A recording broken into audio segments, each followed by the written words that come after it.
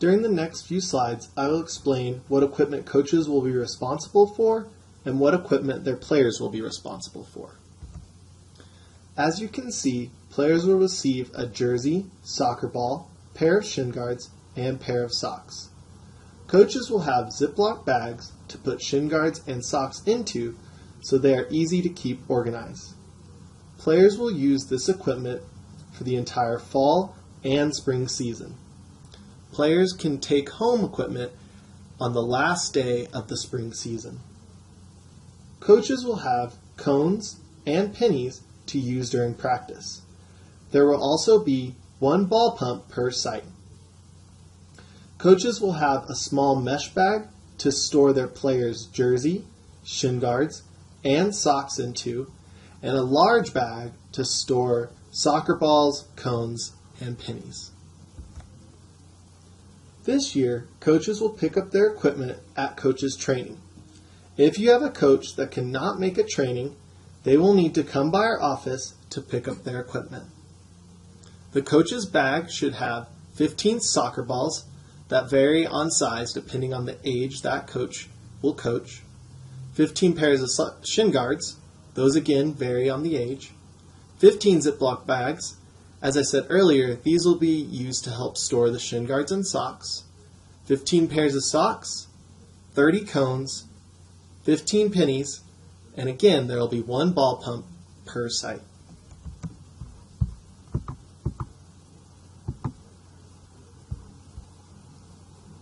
On the first day of the season, coaches will number their players' equipment with the same number that child is on the roster. Wait to number jerseys on scrimmage day, since players only wear their jerseys on scrimmage day.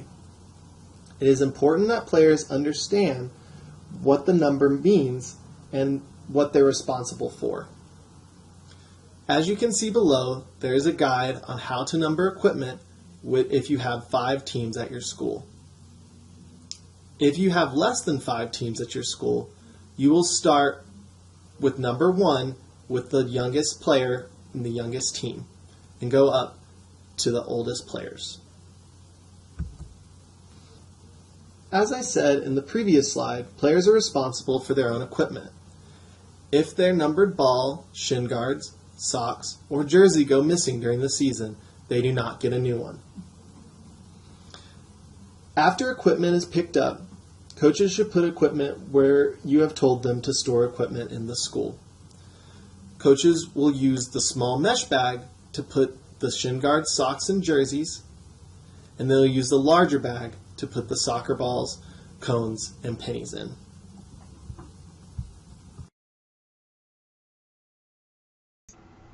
So the first thing I'd like to address about data collection is why we're collecting, and it's kind of to answer the question, is our program having its intended impact? Are we fighting childhood obesity? Are we doing what we claim we're doing? And we want to look at that both locally and nationally. We want to use the data locally to be able to see if there are changes that we need to make in the program at specific sites, see if there's anything that we can do, bring in different partners, focus more specifically on nutrition, on physical activity, on mentorship, anything like that, gain more community support, gain extra funding.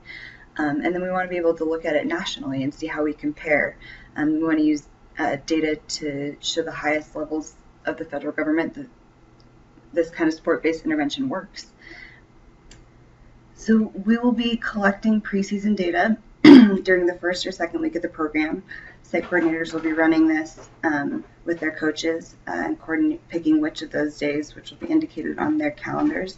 Those test dates need to be cleared with me by sending them in the calendar to Haley@rapidsyouthsoccer.org.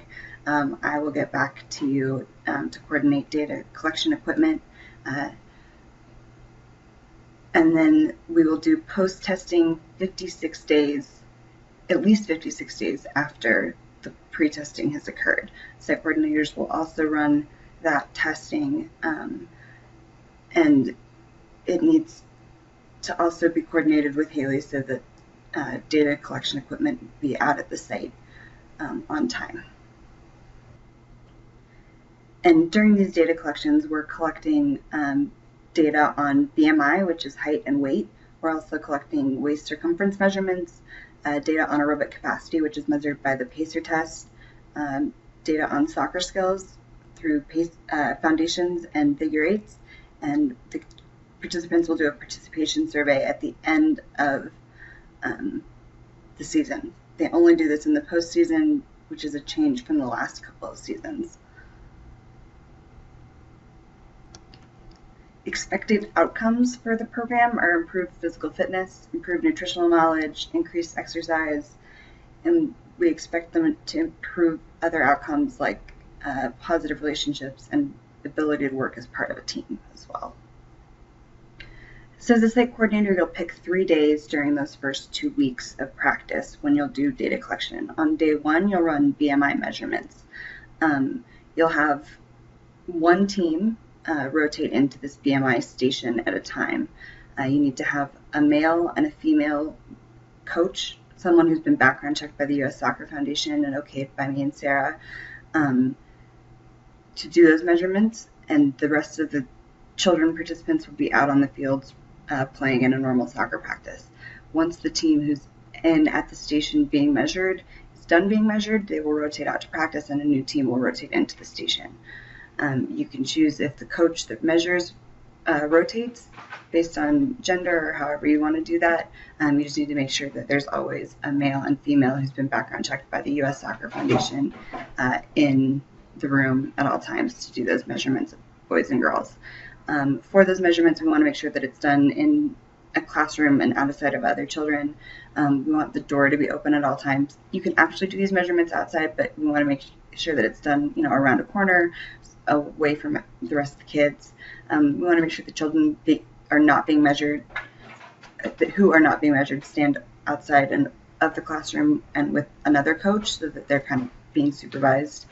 And they're not watching the kids who are being measured. The male coaches are measuring boys, female coaches are measuring girls.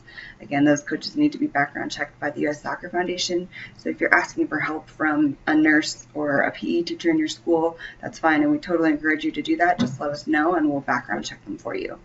We want to make sure the kids are take their shoes off before they get measured, and they're wearing light clothing. Have them tuck their shirts in, and then we want to make sure that we're not repeating their scores out loud. So that other kids can hear. If the kids ask you their scores, you can certainly tell them, but we don't need to tell them their scores, and we don't want to tell the other kids' scores. If a child refuses to be measured or says that they're uncomfortable with being measured, you certainly don't force them to be measured. When we're measuring BMI, we want to measure weight twice. You'll be provided with a scale. You want to make sure the scale's on a hard, flat surface. You can usually do this in a nurse's office, in a classroom, outside on the playground, as long as it's around a corner. And we're going to make sure that we're measuring in pounds, and we're going to write down the weight exactly as it reads on the scale with the decimal point and everything. If the weight looks off to you for some reason, turn the scale over, make sure that there isn't some sort of little switch that changes it over to kilograms or something, and make sure that we want to be in pounds. We're going to measure height with the kids' backs against the ruler, and we're going to record to the nearest 1/8 inch. So you can see here, we'll always have this diagram on your data collection sheet so you can see what the nearest 1/8 inch looks like. It's the 1/2 inch, 1/4 inch, 1/8 inch. We're always measuring height to the nearest 1/8. And when we're measuring waist circumference, we're going to have kids tuck their shirts in, relax their shoulders, and point to their belly button, and we're going to record that to the nearest 1/4 inch, which is here. You'll be measuring that with a tape measure.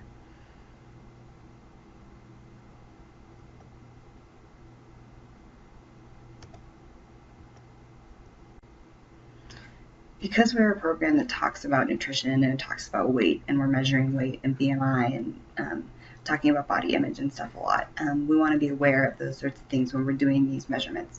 So I often talk, particularly with the 4th and 5th grade girls, but often with 4th and 5th grade boys and middle school boys and girls as well, about their BMI measurements before and during doing those measurements. So things that I try to mention is that, our health isn't dictated by what we see on the scale, and that the way that we feel is much more important than those measurements, and that it's important for these students to realize that they're growing and their data points should change, and for them that there's no normal change and no expected results, so that they shouldn't be comparing themselves to each other. So if some kid gains 5 pounds, another kid gaining 8 pounds, they can't compare one to another, because 5 pounds on one frame is very different than 8 pounds on the same frame, or 8 pounds on a different frame. So we want to just make sure that we're discouraging students from comparing measurements with each other, because without that context of what their own frame is, and what their body does with fuel and muscles and stuff, those measurements don't mean anything and can't actually be compared. So talk about how our bodies are all built differently, and different measurements mean different things for everyone. You absolutely can discuss how postseason measurements compare to preseason measurements, and we just want to make sure that you're doing it in a positive way. So, letting kids know that, hey, dude, you grew, a half inch. That's awesome. Or when it's encouraging kids about the pacer test and telling them what their preseason score was and encouraging them to beat that in the postseason, because that's certainly something they should be able to do after 12 weeks of soccer. That's absolutely something that we'd encourage you to do. So you absolutely can discuss those things with them. We just want everyone to be sensitive about how we're discussing, particularly BMI and weight and body image. I did mention this briefly, but if a child says that they do not want to participate in any of the measurements, they're absolutely not required to. It is one of the things that parents sign on their waiver when the children sign up to participate in Soccer for Success. Their parents agree that we can take their measurements, but if a child is uncomfortable being measured or seeing their measurements, you can tell them, you can ask them to get on the scale backwards if they don't want to see their weight, or you don't have to tell them their measurements, or if they're really uncomfortable doing it at all, they really don't have to. I would encourage them a little bit more to do things like the pacer test or the soccer skills assessment, but absolutely with the BMI stuff, we want to be sensitive about that. Again, we want to make sure that only male coaches are measuring male students and only female coaches are measuring female students. That's for the protection of coaches and students, and that both the screener and the child that he or she is measuring are in the sight of another adult at all times. So again, thinking about that child protection section we talked about earlier, the behavior is interruptible and observable at all times. So on day 2 of your data collection, you're going to run the pacer test. So ideally, you set up your BMI station on day 1. You ran one team through it. Everything went well. They went out, played the rest of the day in soccer, had their normal practice day. The next team came in, did their 20 minutes at the BMI station. It's probably going to be less than 20 minutes. They got all their measurements done, went out, had the rest of their day in practice. Their next team came in. However many teams you just had them rotate through that BMI station. And then the next day of practice, day 2, is your pacer day. So you set up a pacer station. So the pacer test is run on a 20-meter or 15-meter course. And I would like you to indicate that on your data collection sheet, so that when you submit it back to me, I know whether I need to convert it before I input the data. So we're going to make sure that we're using the same course for pre- and post-season testing, so that the kids are familiar with it, and so that we're getting a similar reading. And we want to make sure that it's flat and dry. Usually that means that we'd like it to be an indoor space, typically a gym or a cafeteria. This could even be a hallway. We're going to record the number of successful laps for each participant. So that's a single number, not levels. So each beep is a lap. So every beep that you hear is 1, and you're just counting beeps. They're also going to say a number after each beep, which is the number of laps that the participants have completed. That's the number that you'll be recording. Players are eliminated after missing 2 beeps. So if a child leaves the line and makes it to the next line before the beep, they're fine. If on the next lap they don't make it before the beep, they can still go one more before being eliminated. If on the next one they miss it again, then they're eliminated. You record the last successful lap that they completed, and it's up to you. You can let them keep running to just kind of tire themselves out, or you can ask them to sit down, but you need to record that last successful lap. If they do make that line before the beep, then they continue running, and you just know that they've already missed one, and the next time they miss a line, you record the last successful lap that they made.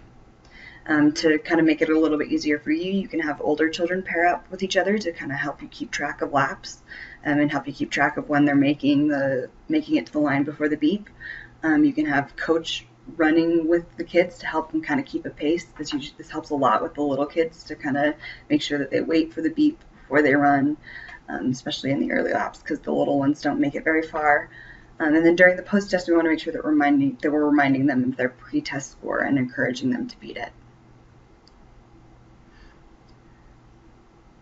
So this day will run kind of like that first BMI day. You'll set up your pacer station, have one team come in, run the pacer test. You'll have that coach help you facilitate the pacer, and then that coach will take their team back outside. They'll go back out to their regular practice day and send in the next team to run the pacer. That coach will help you facilitate that team's pacer. They'll go back outside when they're done, send in the next team, and you'll go through however many teams you have until you're done, and you have all those kids. Any kids that you don't get for those days for the pacer and the BMI, I encourage you to make up any other days throughout the week, or if you keep the data collection equipment for another day or so before I come to pick it up, you're encouraged to make it up for as many of those kids as you can. We're trying to collect data on as many participants as possible, so please try to keep that in mind. Massive aerobic cardiovascular endurance run is a multi-stage fitness test adapted from the 20-meter shuttle run test. The test is progressive. It is easy at the beginning and gets harder. Set to music, this test is a valid, fun alternative to the customary distance run test for measuring aerobic capacity. The pacer is recommended for all ages. The objective of the test is to run as long as possible back and forth across a 20-meter space at a specified pace, which gets faster each minute. The first step will be in marking the 20-meter course with marker cones to divide lanes and a tape or chalk line at the end. Each runner should be allowed a pathway 40 to 60 inches wide. It may be beneficial to mark the lane lines with chalk or cones. Before test day, allow students to listen to several minutes of the tape so that they know what to expect. Students should then be allowed at least 2 practice sessions. Prior to the beginning of the tests, allow the students to select a partner. Have the students line up at the start line. The students that are recording the score should be behind the start line or on the sideline with a copy of the score sheet. The recorder will count the number of laps the participant completes. In the pacer test, a lap is one 20-meter distance from one end to the other. The recorded score is the total number of laps completed by the participant. On day 3 of your data collection week, you'll have your coaches run soccer skills assessments. So this is designed to test players on basic soccer skills, ball mastery, speed, agility, and change of direction, and it complements the mentorship component of the program, which is kind of allowing coaches to build that relationship with players through encouragement and goal setting. So what we'd like is for the coaches to kind of be checking in with their players over, like on a weekly or bi-weekly basis over the course of the season, and kind of seeing how these skills are developing and asking the players to kind of set goals and see how they can develop throughout the course of the season. And at the end of the season, we'll have a post-test to kind of prove it, but we hope that they'll work this kind of into practice and into the season a little bit more seriously this year. And we're required to administer this assessment to children in grades 3 to 8, but we would encourage coaches of K to 2 teams to do it as well, just to kind of complement that mentorship component as well. So all the soccer skills foundations assessment is the players start with the ball between their feet, and they just touch it back and forth and see how many touches they can get in 20 seconds. So when a coach is setting this up, they just set up a 5x5 yard grid. They have players pair up, so they have 4 players working in each grid, so 2 pairs, and then they have one partner in each pair doing the foundations and the other partner counting for that their partner. At the end of 20 seconds, they kind of decide what the count was, report it to the coach, and then switch out. So the next partners get into the grid, they do their touches, converse with their partner about what their score was after 20 seconds, report it to the coach, and then they're done. Coaches can use the same 5x5 yard grid that they use for foundations for the figure 8 skills assessment, as long as they use 3 cones for the 5-yard grid. They need to be about 2.5 yards apart, and then players will start behind the cone here. They'll dribble past the cone here. That's 1. Around the cone here is 2. Back past the middle cone is 3. Around this cone again is 4.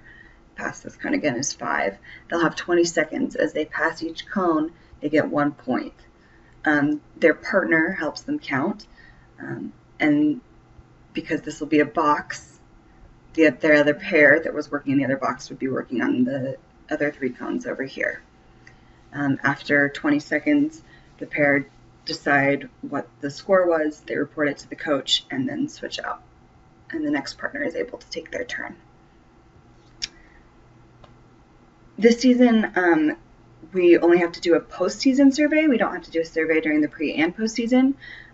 So this isn't something that you'll have to worry about until about week 11 or 12. But we'll have the kids take it inside of a classroom or outside on the field. It can be submitted online if you have access to computers or electronic devices. So this is also something that you'll do on day 3 when the kids are doing their soccer skills assessment with the coaches. You can set it up as a station like you did with the PACER and the BMI, and have kids come in if you're going to do it on computers. And then you can rotate them in, 15 at a time. If you're going to do it inside a classroom with paper, you can have them come in to do it at the station. We'll have a paper version available in Dropbox in both English and Spanish. Unfortunately, right now it's only in English online.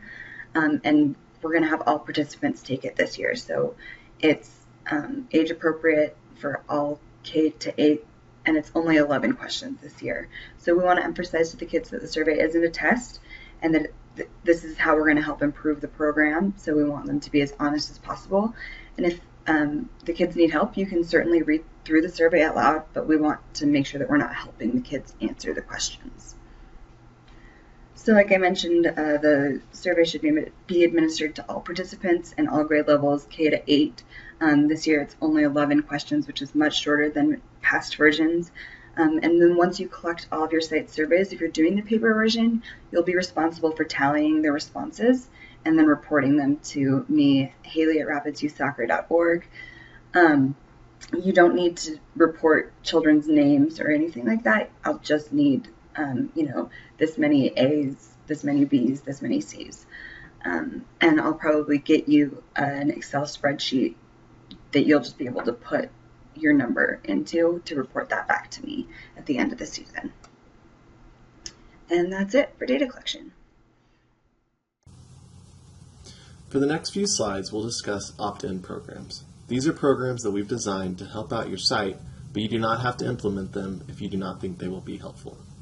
No matter if you decide to use our programs or if you want to use your own behavior management system, you need to set the norms on the first day of practice. Each team should decide on specific behavior norms with their coach. This should be more of a discussion between the players and the coach. Each team should decide on consequences to violating behavior norms. The coach should write these out and keep them in a team book so that they can remind the players every practice.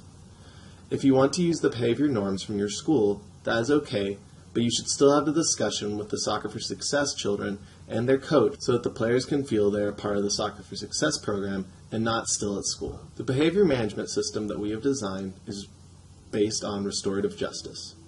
When a child takes something away, he or she must give something back to rectify the situation. Whatever the consequence is, it must include the player somehow giving back to the team. An example I like to use is when a child kicks another child's soccer ball away, that child must go and retrieve the soccer ball and bring it back. Or, for example, a child is disruptive during a drill. Maybe during the next drill, they help the coach set it up. This is a way that they can give back to the team and feel a part of their discipline process. It's also important that in the restorative justice discipline process, the child should have a voice in the discussion of the consequences with the coach. Coaches should take time to talk with a player after they have been disobedient or been disruptive during a practice.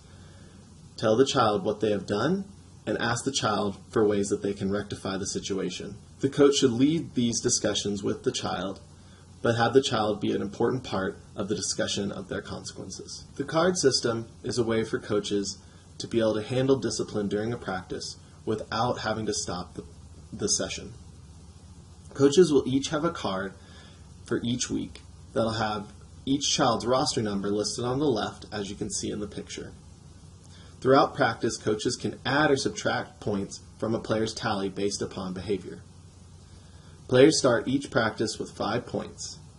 Coaches tally points at the end of the week, month, and season to recognize participants and team with best behavior.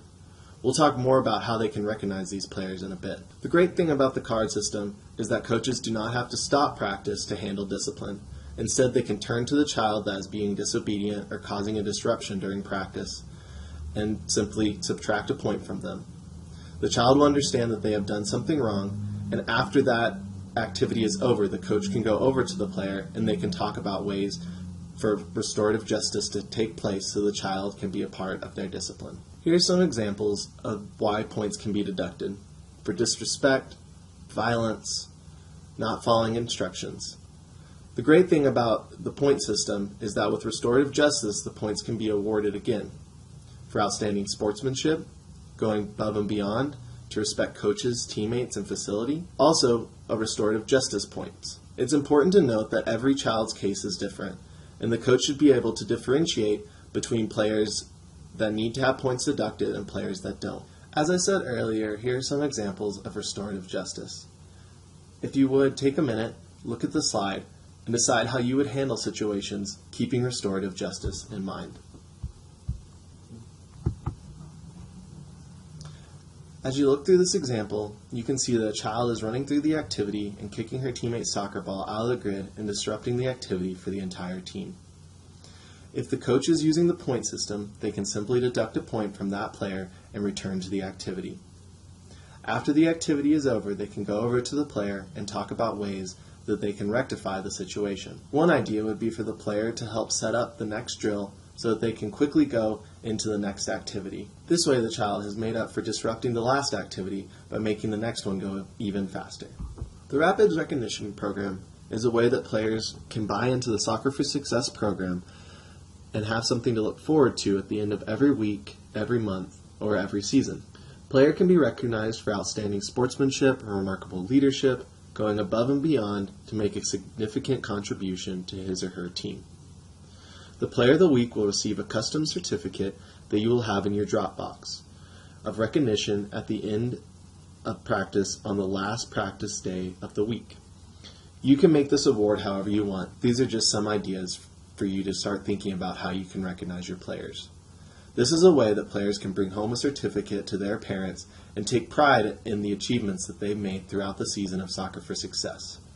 They can be recognized for their skill on the soccer field or for being a great teammate or really helping out the coach.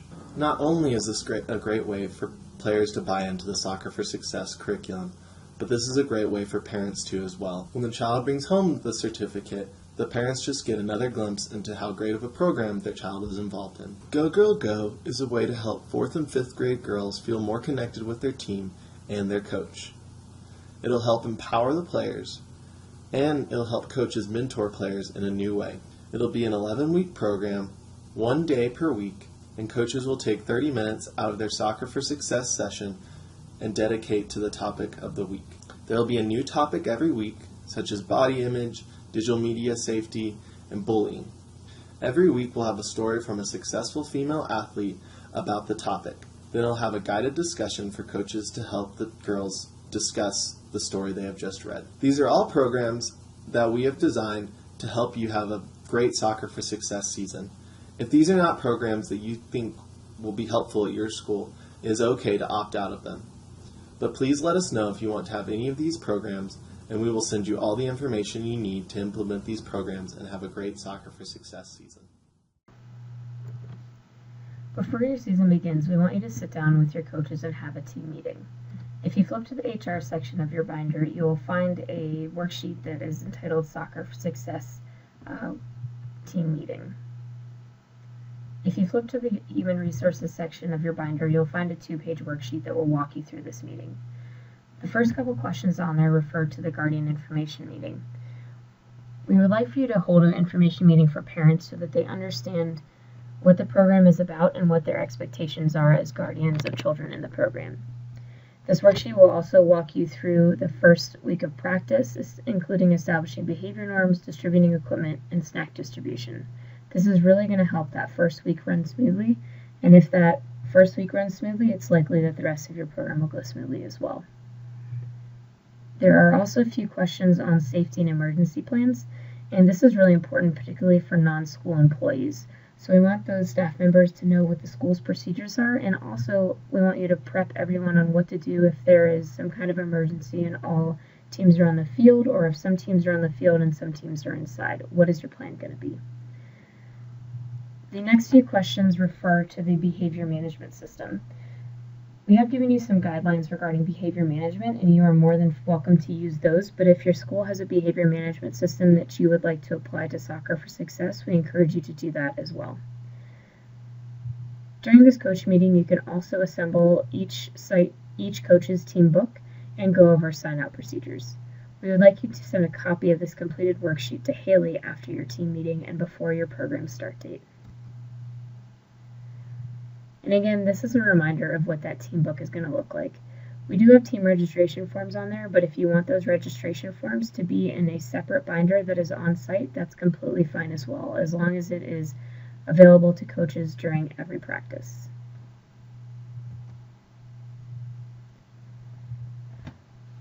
These are our various social media handles. You can see we have a Facebook, Twitter, and Instagram, and if you have pictures that you would like us to put out on our forms of media, please email them to Haley or share them on these different sites and tag us as well. Thank you.